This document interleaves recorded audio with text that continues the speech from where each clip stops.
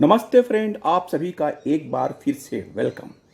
और friends, all India bank retirees federation ने एक पत्र पुनः Shri Sameer Shukla joint secretary DFS को लिखा और उन्होंने अपने उस मीटिंग का हवाला दिया जो 19 फरवरी 24 को एआईबीआरएफ का delegation joint secretary Shri Sameer Shukla से मुलाकात किया था।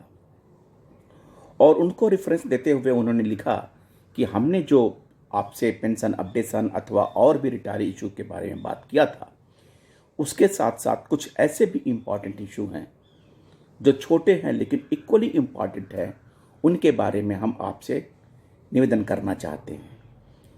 फर्स्ट है uniform dearness relief at 8088 point index points.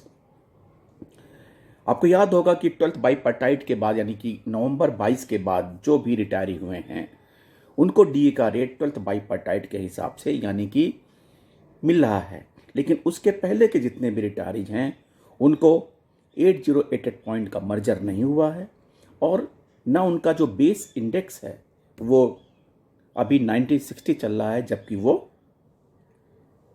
1600 होना चाहिए।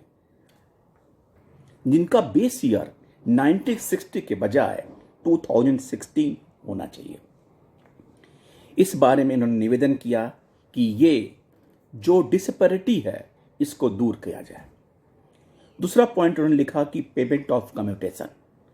उसके संदर्भ में इन्होंने एक पॉइंट आउट किया कि in the matter of commutation CCS rules provide that if commutation has to be paid twice on account of wage revision, commuted value of both commutations would be recovered from the date of payment of commutation, whereas in the bipartite settlement regulations, pension regulations, no such provisions is there.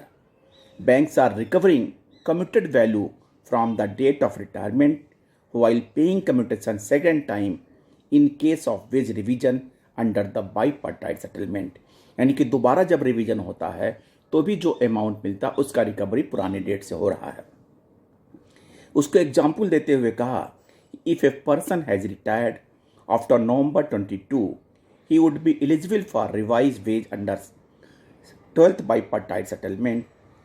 The 12th bipartite settlement has been signed on 8 March 24 while paying revised commutation to such an employee, the commuted value has been recovered from the date of his retirement and not from the date of paying him commutation.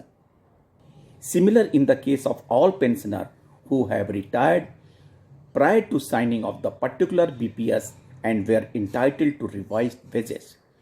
We request that the provisions of CCS pension rules be made applicable to the bank pensioners too in the matter of payment of commutation. Third point था उनका pension to unmarried widowed divorce daughter के बारे में, और fourth family pension to spouse of missing employees. इन चारों point को लेते हुए ज्वाइंट सेक्रेटरी श्री समीर शुक्ला से रिक्वेस्ट किया गया कि इन पर भी ध्यान दें और इनका समाधान दिखाएं। थैंक यू फ्रेंड्स, नमस्ते।